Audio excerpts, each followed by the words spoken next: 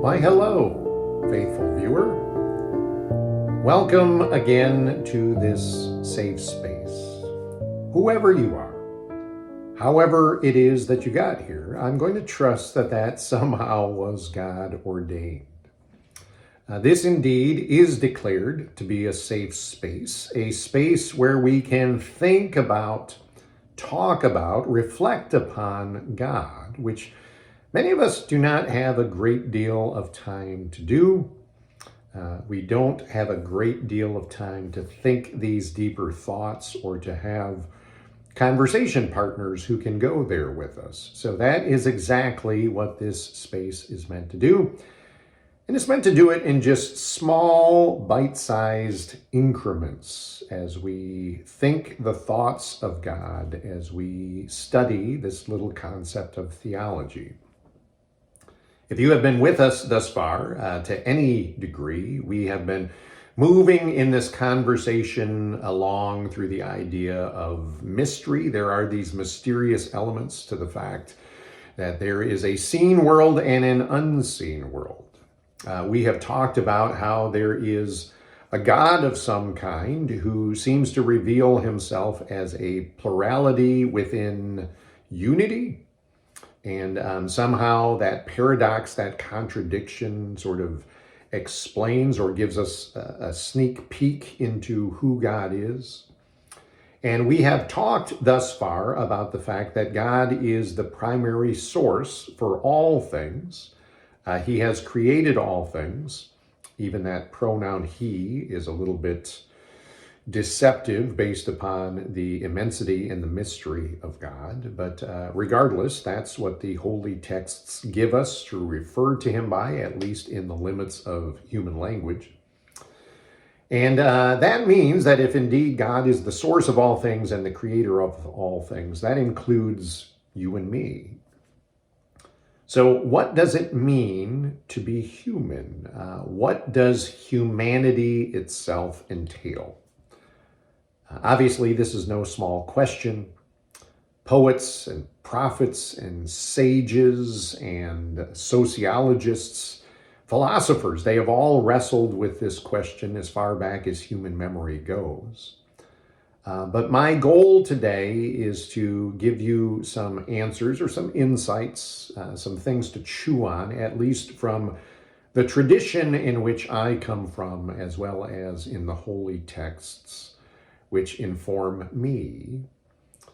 And I think for our purposes, one of the things that we have to say about being human is it definitely contains a certain level of finiteness. We ourselves are not God. We ourselves are not the masters of the universe. For as many great and wondrous things as we can do, and maybe even in our ranking on the scale of beings on this planet Earth, we aren't the end-all be-all because we have a built-in finiteness to us.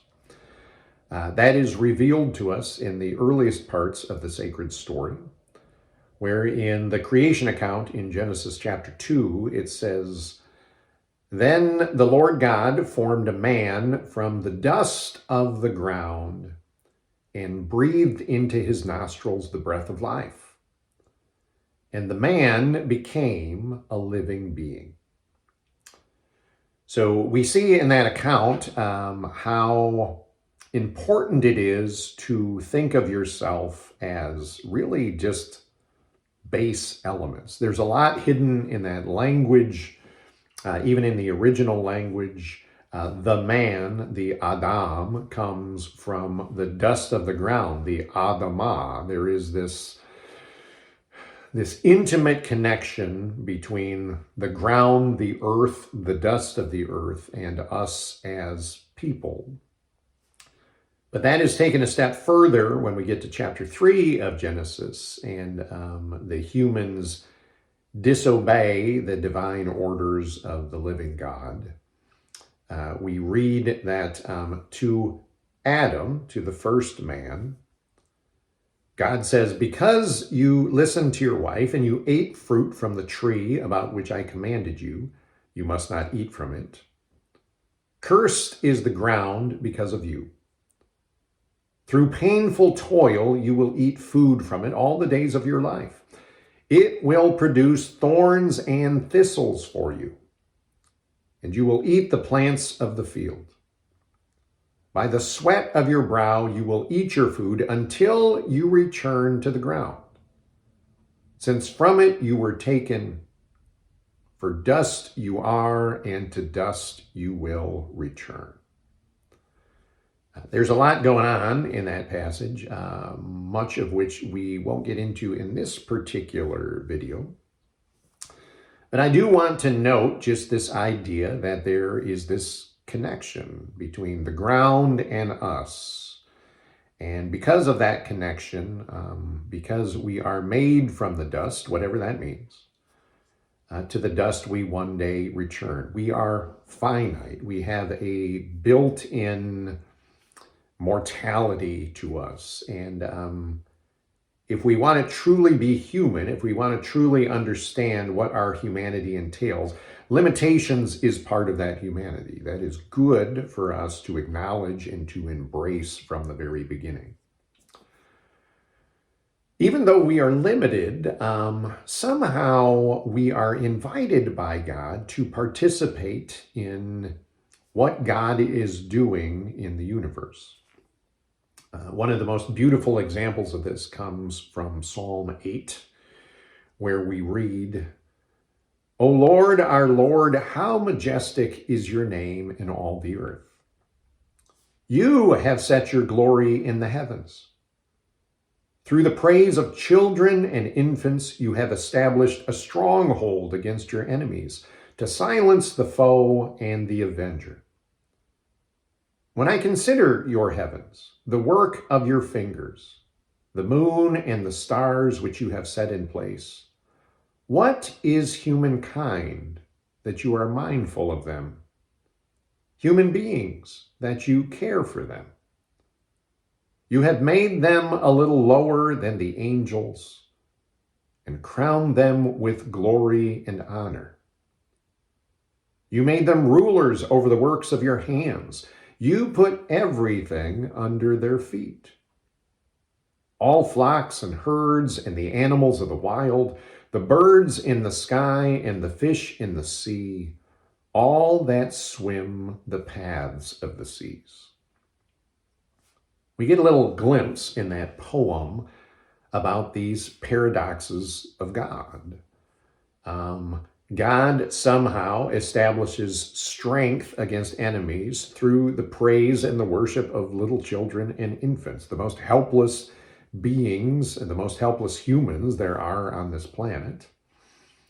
And even though God has made such vast, majestic things like the heavens, the skies, the moon, the stars, all of these orbital things that are happening that produce light and color and wonder and all of these other things, the psalmist says, when I consider human beings, we are so low, we are so small, we aren't even like the angels who are superior beings of some kind to us. Again, we're not going to get into that in this video. We'll discuss that in videos ahead. But just this idea that human beings are so small and so weak in the grand scope of all of the things that God has made. Why would God pay any attention to us? And yet he does. Not only does he care for us, but he actually gives us mission. He gives us purpose. He allows us to rule in his place over the works of his hands. He puts everything under our feet. Somehow we are invited to do the things that God does after he creates things, to sort of rule over them and bring right order and hopeful purpose to all things. So maybe that's a second piece of what it means to be human. But the third and the final piece I want to introduce us to, at least for these thoughts and these purposes right now, goes back to the original creation in Genesis chapter 1, verses 26 and 27. And there it says, Then God said, Let us make humankind in our image, in our likeness, so that they may rule over the fish in the sea and the birds in the sky, over the livestock and all the wild animals, and over all the creatures that move along the ground. So God created humankind in his own image. In the image of God, he created them. Male and female, he created them. We hear a lot of the same echoes, a lot of the same connections and tethers to some of the other things that we read. But instead of focusing on our finiteness and sort of highlighting that idea that we have responsibility, some kind of co-responsibilities with God, there is this innate idea that somehow we are image bearers. We, more than any other creature that has been made, more than any other thing that has been made, we share something about the likeness of God. What that means exactly is still kind of a mystery. But there seems to be something about the way that we can relate, the way that we can think, the way that we can serve, that we share some kind of reflection of God. In the ancient world, that phrase, image and likeness, is quite often used for a statue or some kind of idol to represent a god. Oftentimes, the god is given an image, and that image is said to either stand in place of God or represent that God. So it's very common in the ancient world for people to create a statue or an idol of some kind to reflect that God's presence here on the earth. It's very noteworthy that in Judaism and Christianity, in the story of the Bible, that there is never an image made for the God of heaven. He actually forbids it. And he also does not allow people to make their own image.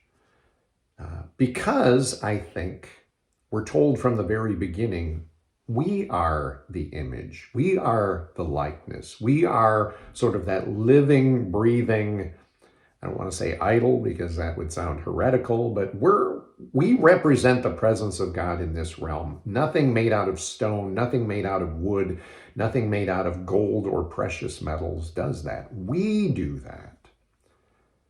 So somehow in our humanity, we are finite, we are weak, we are limited. Somehow in our humanity, we carry responsibility to walk with God and to serve God in ways that only we can. And somehow in our humanity, we hold this spark of the divine. There is something about us that reflects God and his infiniteness and his ability to think deeper thoughts and do more profound and just and righteous things. And that is all part of what it means to be human. There's a lot to think about in that. You've probably got a lot to chew on, so we're just going to stop there. Take your time with that information. I know lots of other philosophies, lots of other views of humanity start in different places, maybe even with what's wrong with humanity, but that's not where the Bible starts. The Bible starts with what is good about humanity and where we should start in our thinking about us as human beings and our place in this grand cosmos. As you chew on that, as you get to a place where you're like, well, then what does that mean? And what is wrong with us? And where does this finiteness come from? Where does this finiteness go? Then maybe then, just then, you will be ready for the next bite in this grand feast that we call theology. Until then, I hope that you stay well. I hope that you are blessed. And I look forward to seeing you again, whatever that means, on the other side of this screen soon.